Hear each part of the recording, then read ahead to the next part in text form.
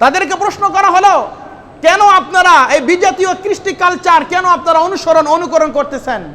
ওই যে শিরিক যেভাবে সূচনা শুরু হয়েছিল, উত্তরটা তারা ওইভাবেই দিয়েছে। আরে ভাই, পহেলা বৈশাখ পালন করে এটা হারাম না।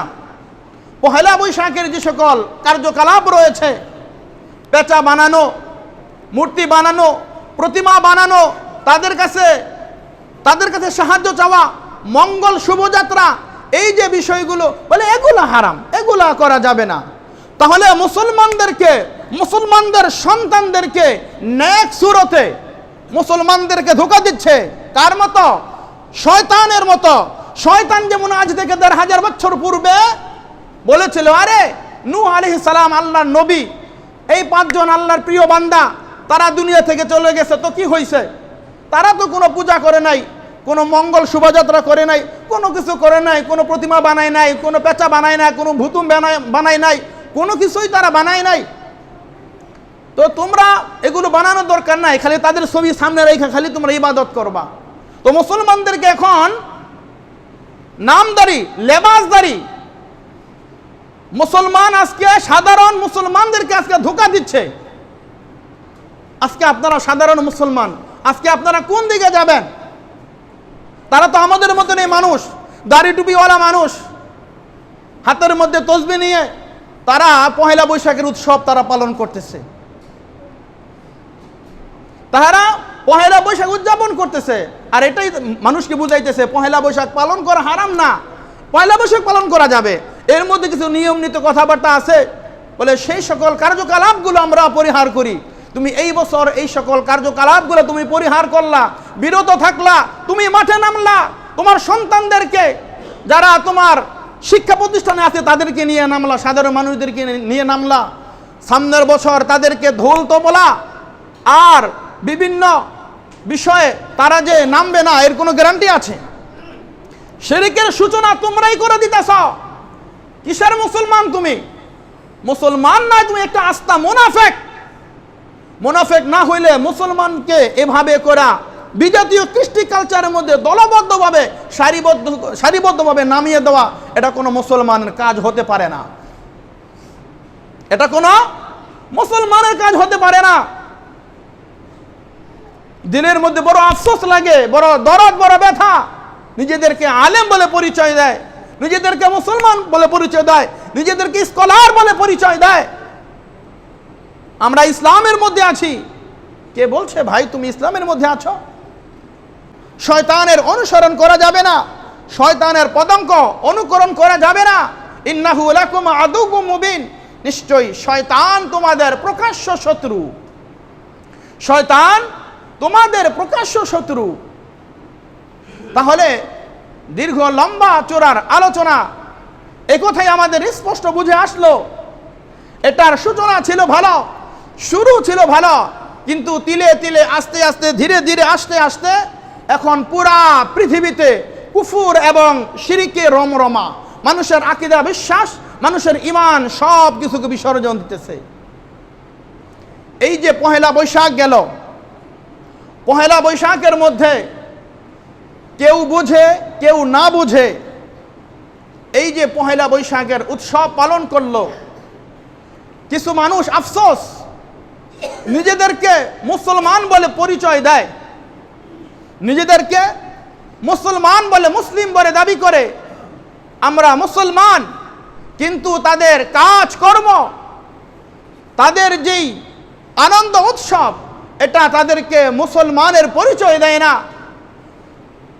পহেলা বৈশাখের মধ্যে এই যে অনেক মানুষ মুসলমান যারা, তাদের মধ্যে অনেকে আলেমও ছিল। আপনারা বিভিন্ন মিডিয়ার মাধ্যমে বিভিন্ন পেপার পত্রিকায় দেখেছেন, বলে এই পহেলা বৈশাখের সূচনা কোনো মুসলমানের, এটা সংস্কৃতি নয়, এটা বিজাতীয় কৃষ্টি কালচার।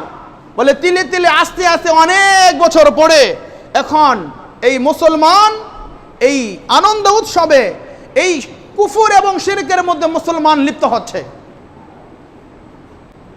তাদেরকে প্রশ্ন করা হলো, কেন আপনারা এই বিজাতীয় কৃষ্টি কালচার কেন আপনারা অনুকরণ করতেছেন? ওই যে শিরিক যেভাবে সূচনা শুরু হয়েছিল, উত্তরটা তারা ওইভাবেই দিয়েছে। আরে ভাই, পহেলা বৈশাখ পালন করে এটা হারাম না। পহেলা বৈশাখের যে সকল কার্যকলাপ রয়েছে, পেঁচা বানানো, মূর্তি বানানো, প্রতিমা বানানো, তাদের কাছে সাহায্য চাওয়া, মঙ্গল শুভযাত্রা, এই যে বিষয়গুলো বলে এগুলো হারাম, এগুলা করা যাবে না। তাহলে মুসলমানদের সন্তানদেরকে নেক সুরতে মুসলমানদেরকে ধোঁকা দিচ্ছে কার মতো? শয়তানের মতো। শয়তান যেমন আজ থেকে ১৫০০ বছর পূর্বে বলেছিল, আরে নূহ আলাইহিস সালাম আল্লাহর নবী, এই ৫ জন আল্লাহর প্রিয় বান্দা, তারা দুনিয়া থেকে চলে গেছে, তো কি হয়েছে? তারা তো কোনো পূজা করে নাই, কোনো মঙ্গল শোভাযাত্রা করে নাই, কোনো কিছু করে নাই, কোনো প্রতিমা বানায় নাই, কোনো পেঁচা বানায় নাই, কোনো ভুতুম বানায় নাই, কোনো কিছুই তারা বানায় নাই। তো তোমরা এগুলো বানানোর দরকার নাই, খালি তাদের ছবি সামনে রেখে খালি তোমরা ইবাদত করবা। তো মুসলমানদেরকে এখন নামদারি, লেবাসদারি মুসলমান আজকে সাধারণ মুসলমানদেরকে আজকে ধোঁকা দিচ্ছে। আজকে আপনারা সাধারণ মুসলমান, আজকে আপনারা কোন দিকে যাবেন? তারা তো আমাদের মতনই মানুষ, দাড়ি টুপিওয়ালা মানুষ, হাতের মধ্যে তসবিহ নিয়ে তারা পহেলা বৈশাখের উৎসব তারা পালন করতেছে। তারা পহেলা বৈশাখ উদযাপন করতেছে, আর এটাই মানুষকে বুঝাইতেছে পহেলা বৈশাখ পালন করা হারাম না, পহেলা বৈশাখ পালন করা যাবে। এর মধ্যে কিছু নিয়ম নীতি কথাবার্তা আছে, বলে সেই সকল কার্যকলাপগুলো আমরা পরিহার করি। তুমি এই বছর এই সকল কার্যকলাপগুলো তুমি পরিহার করলা, বিরত থাকলা, তুমি মাঠে নামলা, তোমার সন্তানদেরকে, যারা তোমার শিক্ষা প্রতিষ্ঠানে আছে তাদেরকে নিয়ে নামলা, সাধারণ মানুষদেরকে নিয়ে নামলা। সামনের বছর তাদেরকে ধোল তবলা আর বিভিন্ন বিষয়ে তারা যে নামবে না, এর কোনো গ্যারান্টি আছে? শিরকের সূচনা তোমরাই করে দিতেছ। কিসের মুসলমান তুমি? মুসলমান নয়, তুমি একটা আস্তা মুনাফিক। মুনাফিক না হইলে মুসলমানকে এভাবে করা বিজাতীয় কৃষ্টি কালচারের মধ্যে দলবদ্ধভাবে সারিবদ্ধভাবে নামিয়ে দেওয়া, এটা কোনো মুসলমানের কাজ হতে পারে না। এটা কোনো মুসলমানের কাজ হতে পারে না। দিনের মধ্যে বড় আফসোস লাগে, বড় দরদ, বড় ব্যথা। নিজেদেরকে আলেম বলে পরিচয় দেয়, নিজেদেরকে মুসলমান বলে পরিচয় দেয়, নিজেদেরকে স্কলার বলে পরিচয় দেয়। আমরা ইসলামের মধ্যে আছি। কে বলছে ভাই তুমি ইসলামের মধ্যে আছো? ইয়া আইয়ুহাল্লাযীনা আমানু দুখুলু ফিস-সিলমি কাফা। গত সপ্তাহে এই আয়াতের লম্বা তাফসীর করেছি 45 মিনিটের উপরে। তোমার উদখুলু ফিস-সিলমি কাফা, তোমার মন মানসিকতা, তোমার মন, তোমার মস্তিষ্ক, তোমার হাত পা, শরীরের প্রত্যেকটা অঙ্গ প্রত্যঙ্গ যদি ইসলামের মধ্যে পরিপূর্ণভাবে প্রবেশ করে, তাহলে হচ্ছে তুমি মুমিন, তাহলে তুমি ইসলামের ভিতর প্রবেশ করেছ। আর না হয় তুমি পরিপূর্ণভাবে ইসলামের ভিতর প্রবেশ করো নাই। সুনানে তিরমিজির মধ্যে রাসূল হাদিস বলছেন, কোনো ভালো কাজের সূচনা করছো তো মারা যাইবা, কিয়ামত পর্যন্ত কবরে শুয়ে শুয়ে তার একটা অংশ, তার একটা সওয়াব তুমি পাইবা। কোনো খারাপ কাজ চালু করে গেছো, মুসলমানদের সন্তানদেরকে, মুসলমানদেরকে পহেলা বৈশাখ আনন্দ, এই উল্লাস, এই উৎসব পালন করা যাবে, বিজাতীয় কৃষ্টি কালচার অনুকরণ করা যাবে। তাদেরকে মাঠে নামাইয়ে দিছো আমল করার জন্য, আনন্দ করার জন্য, উৎসব করার জন্য। আল্লাহর কসম, তুমি মারা যাওয়া পর্যন্ত, যতদিন পর্যন্ত এই মানুষগুলা এই গোমরাহির পথে, পথভ্রষ্টর পথে মানুষগুলো চলবে, আনন্দ উল্লাস করবে, সমস্ত গুনাহ তুমি এই মদতদাতা হিসাবে, সাহায্যকারী হিসাবে, তুমি এর প্রতিষ্ঠাতা হিসাবে তুমি গুনাহগার বলে তুমি সাব্যস্ত হবে। বিভিন্ন আয়াতে কারিমায় আল্লাহ তাআলা জায়গায় জায়গায় বলেছেন, আল্লাহ তাআলাকে ছাড়া অন্য কাউকে ইলাহ বলে সাব্যস্ত করা যাবে না। সমস্ত সুখ দুঃখের মালিক কে? আল্লাহ। সুখের মালিক আল্লাহ, দুঃখের মালিক আল্লাহ, ইজ্জতের মালিক আল্লাহ, বেইজ্জতের মালিক আল্লাহ। আমার ভালো মন্দ, আমার তাকদীর সব কিছুর ফয়সালা করবে কে? আল্লাহ। আমরা তো মুসলমান, আমরা তো এই কথার সাক্ষ্য দিয়েছি, আমানতু বিল্লাহি ওয়া মালাইকাতিহি ওয়া কুতুবিহি ওয়া রাসূলিহি ওয়াল ইয়াউমিল আখির ওয়াল কদরি খাইরিহি ওয়া শাররিহি মিনাল্লাহি তাআলা ওয়াল বাসি বাদাল মাউত। আমি 7টা বিষয়ের উপরে ঈমান এনেছি। আল্লাহ তাআলাকে রব বলে স্বীকার করছি, মুহাম্মদ রাসূলুল্লাহকে রাসূল বলে স্বীকার করছি, আসমানি কিতাবের উপর ঈমান আনছি, সকল ফেরেশতাদের উপর ঈমান আনছি, আমার ভালো মন্দ তাকদীরের ফয়সালার প্রতি আমি ঈমান আনছি। যা হবে আমার ভালো হবে, আমার মন্দ হবে, আমার তাকদীর সকল ফয়সালা সব কিছু আমার রবের পক্ষ থেকে হবে। আল কদরি খায়রিহি ওয়া শাররিহি মিনাল্লাহি তাআলা। তাহলে ভালো মন্দ তাকদীরের ফয়সালা মুসলমানদের আকীদা বিশ্বাস আল্লাহ তাআলার পক্ষ থেকে হবে। তাহলে মঙ্গল শোভাযাত্রা করলে আমার দোকানে ভালো হবে, আমার ব্যবসায় ভালো হবে, আগামী বছর আমার ভবিষ্যৎ উজ্জ্বল হবে, এই ধরনের গুমরাহি কথা, পথভ্রষ্ট কথা না আছে কোরআনে, না আছে ইসলামে, না আছে হাদিসে, না আছে ইসলামের কোনো ইতিহাসের কোনো কিতাবে। ওয়াল বাসি বাদাল মাউত, মৃত্যুর পর পুনরায় জীবিত করা হবে, এই বিষয়ের উপর আমাদের আস্থা এবং বিশ্বাস রয়েছে। তাহলে মুসলমানদেরকে আল্লাহ তাআলার থেকে, রবের পরিচয় থেকে আজকে তারা দূরে সরাইতেছে। আল্লাহ রাব্বুল আলামিন কোরআনে কারীম স্পষ্ট বলেছেন, মা আতাকুমুর রাসূল ফাখুযুহু ওয়া মা নাহাকুম আনহু ফান্তাহু। সূরা হাশর আয়াত নম্বর 7, আয়াতের শেষের অংশ গিয়ে খুলে দেখবেন। আল্লাহ তাআলা বলতেছেন, মা আতাকুমুর রাসূল, রাসূল তোমাদের জন্য যা নিয়ে এসেছেন, ফাখুযু সেটাকে তোমরা গ্রহণ করো, ওমা নাহাকুম আনহু ফান্তাহু, রাসূল তোমাকে যা থেকে নিষেধ করেছেন, বিরত থাকার জন্য বলেছেন, সেই বিষয় থেকে তোমরা বিরত থাকো। এই হলো কোরআনে কারীম সূরা হাশর আয়াত নম্বর 7। এবার আসেন এই আয়াতের সাথে মুহাদ্দিসিন কেরাম হাদিস এনেছেন। ক্বালা নবী সাল্লাল্লাহু আলাইহি ওয়াসাল্লাম, মা আমারতুকুম বিহি ফাখুযুহু ওয়া মা নাহাকুম আনহু ফান্তাহু। নবী করিম সাল্লাল্লাহু আলাইহি ওয়াসাল্লাম বলতেছেন, মা আমারতুকুম, আমি তোমাদের জন্য যে সকল বিষয়গুলো আমি মুহাম্মদ দ্বীন এবং ইসলামের জন্য, ইসলামের মধ্যে নিয়ে এসেছি, ফাখুযু সেটা তোমরা গ্রহণ করো। এখানে প্রথম যে মা, এই মার দ্বারা সমস্ত আদেশকৃত, অর্থাৎ যত হালাল বিধিবিধান রয়েছে সবগুলো সেটাকে তোমরা গ্রহণ করো, আঁকড়ে ধরো। ওমা নাহাকুম আনহু ফান্তাহু, দ্বিতীয় যেই হরফ মা, এই মা হরফ দ্বারা যত ধরনের, যত প্রকারের নিষেধ রয়েছে, হারাম রয়েছে, সমস্ত হারামের ক্ষেত্রে তোমাদেরকে নিষেধ করা হয়েছে। রাসূল যত হারাম, যত ইসলাম বিরোধী কার্যকলাপ রয়েছে সেগুলো থেকে রাসূল তোমাদেরকে নিষেধ করেছেন। তাহলে প্রথম এবং দ্বিতীয় দুইটা হরফ মা, এই মা হরফের দ্বারা সমস্ত আদেশকৃত এবং সকল নিষেধকৃত বস্তু থেকে রাসূল বলছেন তোমরা পালন করো এবং বিরত থাকো। মা আমার তো আমর, এই আমরটা দুইটা অর্থে ব্যবহৃত হয়। এখানে আমরটা ব্যাপক অর্থে ব্যবহৃত হয়েছে। দ্বিতীয় অর্থ হলো এই আমর দ্বারা আমরের দিন, অর্থাৎ রাসূল বলতেছেন, মা আমারতুকুম বিহি শাইআন ফাখুযু, তোমাদেরকে আমরের দিন, অর্থাৎ দিন এবং ইসলামের যত বিধিবিধান, যত হুকুম আহকাম তোমাদের জন্য আমি রাসূল নিয়ে এসেছি, সে সকল বিষয়কে ফাখুযু তোমরা গ্রহণ করো। ওমা নাহাকুম আনহু ফান্তাহু, যা থেকে তোমাদেরকে বিরত থাকতে বলেছি সেগুলো থেকে তোমরা বিরত থাকো। দ্বিতীয় নম্বর হাদিস, ফাইযা আমারতুকুম বিশাইইন ফাখুযুহু ওমা নাহাইতুকুম আনহু ফান্তাহু। একই হাদিস, শব্দ কিছু পার্থক্য। রাসূল বলতেছেন, ফাইযা আমারতুকুম বিশাইইন ফাখুযু, যখন তোমাদেরকে কোনো বিষয়ের ক্ষেত্রে আদেশ করা হয়, এখানে আমরটা, এখানে মা শব্দটা, হরফটা এখানে ব্যাপক অর্থে, অর্থাৎ আল্লাহ তাআলার যত ফরজ বিধান আছে, যত ওয়াজিব আছে, যত সুন্নত আছে, যত মুবাহ আছে, বলে সমস্ত বিষয়গুলো এই মা শব্দের মধ্যে এখানে উদ্দেশ্য, এর মজদাক হলো এই শব্দ।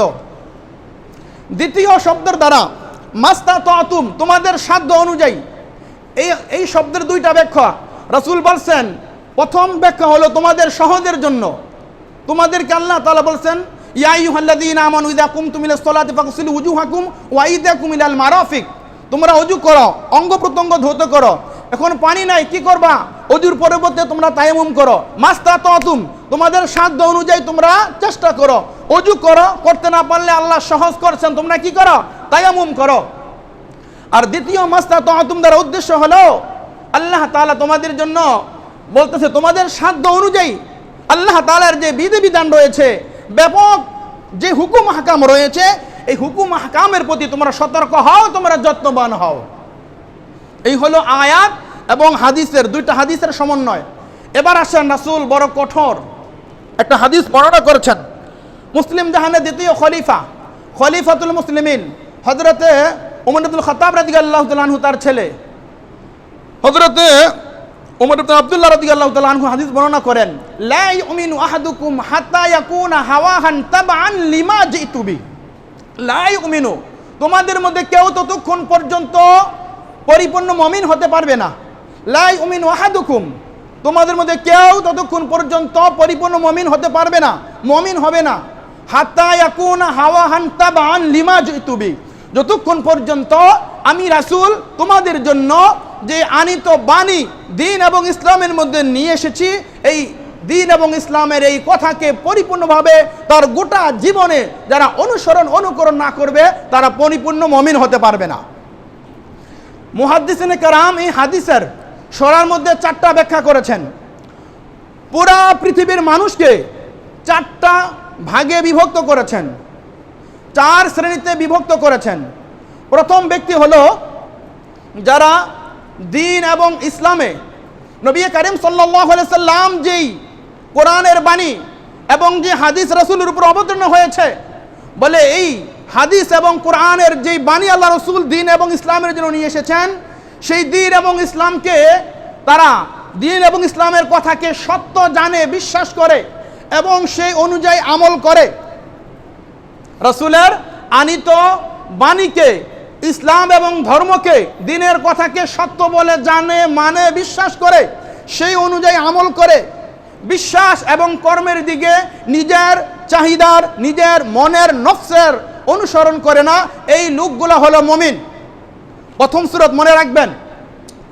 দ্বিতীয় সূরত হইল নবী করিম সাল্লাল্লাহু আলাইহি ওয়াসাল্লাম যেই আনিত বাণী দ্বীন এবং ইসলামের মধ্যে নিয়ে এসেছেন, সেই দ্বীন এবং ইসলামের বাণী, কথা, ভাষ্য, সেই ভাষাকে, সেই কথাকে যারা বিশ্বাস করে, সত্য জানে, কিন্তু তারা আকীদা, বিশ্বাস এবং কাজ কর্মের ক্ষেত্রে, সেক্ষেত্রে তারা পরিপূর্ণভাবে ইসলামের, কোরআনের বিধান অনুযায়ী, শরীয়ত অনুযায়ী জীবনযাপন করে না, নিজের নফস, নিজের মন যা চায় ওই অনুযায়ী জীবনযাপন করে।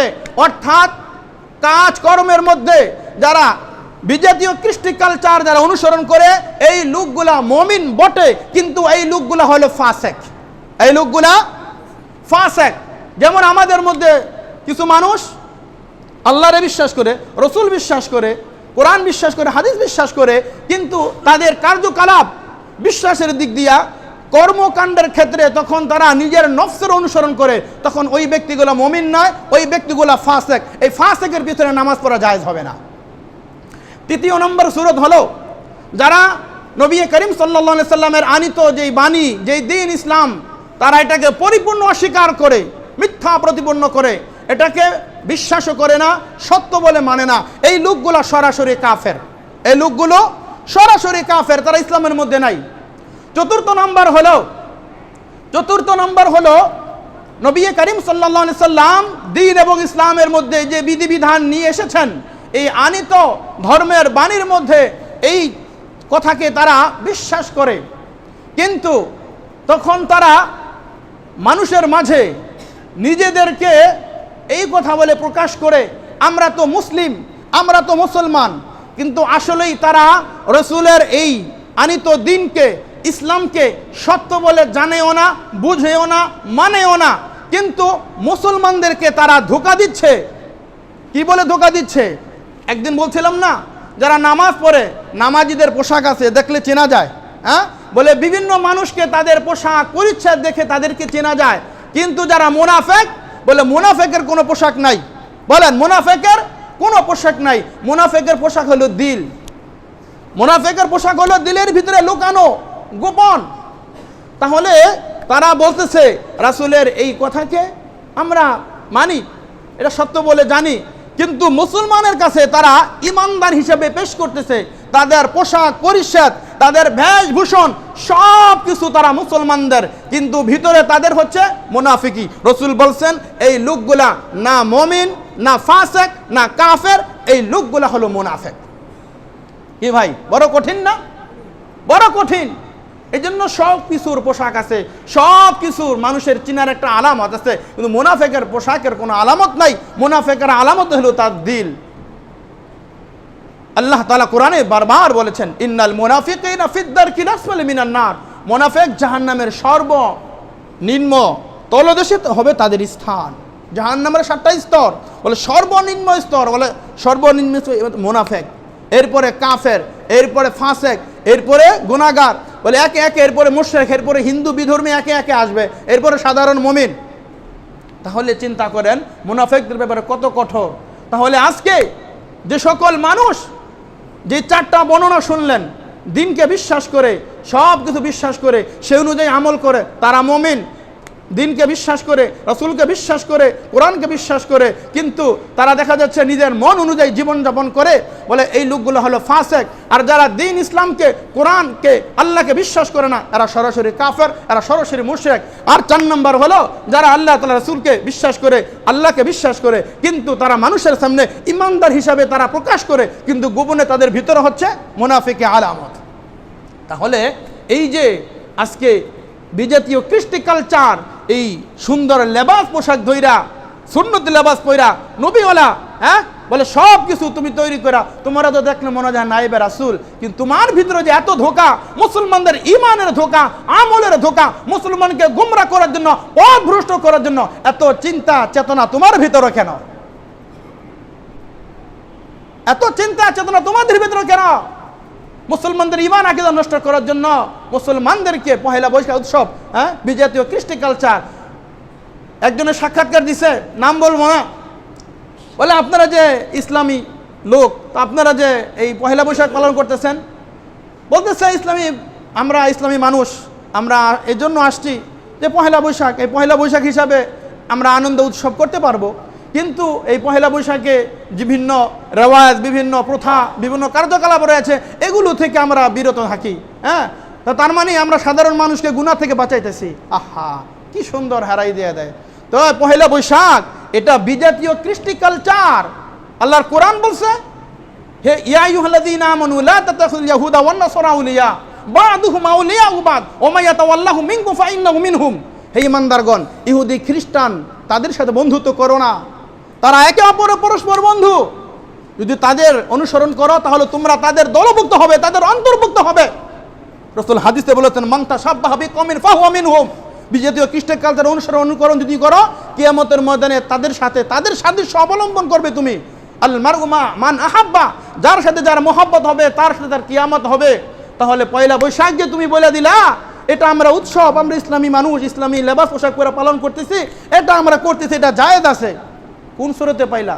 একটা দুইটা না, অগণিত অসংখ্য কোরআন হাদিসের দলিল আছে এই বিজাতীয় কৃষ্টি কালচার অনুকরণ করা যাবে না। কিসের ইসলামী মানুষ তুমি? কিসের মুসলমান তুমি? নিজেকে কিসের মুসলমান বলে তুমি দাবি করো? মান রাআ মিনকুম মুনকারান ফালিয়ুগাইয়িরু বিয়াদি। রাসূল বলছে, ভালো কাজ দেখছো, দিলটা ভালো লাগে, ইমানের আলামত তোমার মধ্যে আছে। খারাপ কাজ করছে, দিলের মধ্যে ব্যথা লাগছে, দরদ আসছে, আমার ভাইরা গুমরাহ হয়ে যাচ্ছে, পথভ্রষ্ট হয়ে যাচ্ছে, ইমান আকীদা হারাইতেছে, এই দিলের ভিতরে তোমার ব্যথা লাগছে, বোঝা যাবে তোমার ভিতরে ইমান আছে। ভালো কাজ দেখছো, ভালো লাগছে, ইমানদারের লক্ষণ। খারাপ কাজ দেখছো, প্রতিহত করো নাই, দিলের ভিতরে খারাপ লাগছে, ইমানদারের লক্ষণ। যদি চুপ করে বসে আসো, খারাপ কাজ দেখার পরেও হাত দ্বারা বাধা দাও, জবান দ্বারা প্রতিহত করো, হাত দ্বারাও বাধা দিতে পারো নাই, জবান দ্বারাও কিছু করতে পারো নাই, দিলের মধ্যে ঘৃণা করো, যে কাজগুলা করতেছ এগুলা খারাপ, গর্হিত কাজ, এই কাজগুলো ভালো না। বলে তাহলে তুমি ইমানদার, ওয়াযালিকা আদআফুল ঈমান, এটা হলো ইমানের সর্বনিম্ন শাখা। আর এটাও যদি তোমার ভিতরে না থাকে তাহলে বোঝা গেল তুমি ইমানদার না, তুমি আস্তে একটা বেঈমান। তো খারাপ কাজ দেখছো, হাত দ্বারা বাধা দাও, এই বেটা খারাপ কাজ কথা, এটা এত বড় সাহস তোমার, সেই শক্তি নাই, তোমার থেকে বড় ভাই বড়, না হাত দ্বারা পারো নাই, জবান দ্বারা বলো ভাই যে কাজটা করতে তো খারাপ, সমাজের মধ্যে যেটাই হোক না কেন, জবান দ্বারা পারো নাই, তোমার খবর আছে জবান দ্বারা বললে, দিলে দিলে ঘৃণা করো। হা, তুই একটা জানেন তুই যেই কাজ করতেছস, যে অত্যাচার জুলুম করতেছস, এটা খারাপ করতেছ, এটা ভালো না। দিলের মধ্যে এই ঘৃণা পোষণ করো মুসলমান, তাও ইমানের স্তরে থাকবা। আল্লাহু আকবার। এই জন্য আমার ভাইয়ের দোস্ত বুজুর্গ, এই জন্য বলতেছিলাম গত সপ্তাহে তো অনেক লম্বা চূড়া আলোচনা করেছি, এরপরে দেখলাম এই সপ্তাহের মধ্যে মুসলমানদের যে কি অবস্থা, মুসলমানদের ইমান আকীদার যে কি অবস্থা, কুফর এবং শিরকে হচ্ছে মুসলমানের রগে রগে, রমরমা শিরায় শিরায় মুসলমানদেরকে কুফর আকীদার দিকে মানুষকে ঠেলে দিতেছে। লা ইন আশরাকতা লা ইয়াহবাতান্না আমালুকা ওয়া লা তাকুনান্না মিনাল খাসিরিন। বদ আমল, বদদিনী, বদ আখলাকি, গুমরাহি, পথভ্রষ্টতা, এই বেদাত সব তোমার আমলকে শেষ করে দেবে। রাসূল সর্বশেষ হাদিস, রাসূল বলছে ইয়াকুম ওয়া মুহদাসাতিল উমুর, তোমরা নতুন উদ্ভাবন বিষয় থেকে বেঁচে থাকো। ফা ইন্না কুল্লা মুহদাসাতিন বিদআ, কেননা এই নতুন উদ্ভাবন, এই নতুন কাজ, এটা হলো বেদাত। ও ফি রাওয়ায়াতিন কুল্লু বিদআতিন দালালা ওয়া কুল্লু দালালাতিন ফিন্নার, প্রত্যেকটা বেদাত পথভ্রষ্ট, গুমরাহি, আর প্রত্যেকটা পথভ্রষ্ট গুমরাহি তোমাকে জাহান্নামে নিয়ে যাবে। এজন্য এই সকল বিজাতীয় কৃষ্টি কালচার শুধু একটা নয়, যত আছে, 31st নাইট বলেন, পহেলা বৈশাখ বলেন, এরপরে বলেন আপনার 14ই ফেব্রুয়ারি বলেন, বলে যত বিজাতীয় কৃষ্টি কালচার আছে আমাদের দৈনন্দিন জীবনে চলাচলের ক্ষেত্রে, রাসূল বলেছেন খালিফুল ইয়াহুদা ওয়ান নাসারা, ইহুদি খ্রিস্টানদের বিরোধিতা করো। তোমার ব্যক্তিগত জীবনে, পারিবারিক জীবনে, সামাজিক জীবনে, রাষ্ট্রীয় জীবনে, আন্তর্জাতিক জীবনে ইহুদি খ্রিস্টানদের অনুকরণ করা যাবে না। আল্লাহর কোরআন যা বলে, আল্লাহর কোরআনের বিধান যা বলে, রসুল যা বলে, রসুলের হাদিস যা বলে, এটাকে মাথার উপরে রাখতে হবে। এছাড়া বিজাতীয় কৃষ্টি কালচার সব কিছুকে পায়ের পদতলে রাখতে হবে। আল্লাহ তাআলা আমাদের সকলকে আল্লাহ তাআলার গোলামি করা তৌফিক দান করুন, নাফরমানি থেকে বেঁচে থাকার তৌফিক আল্লাহ আমাদের সকলকে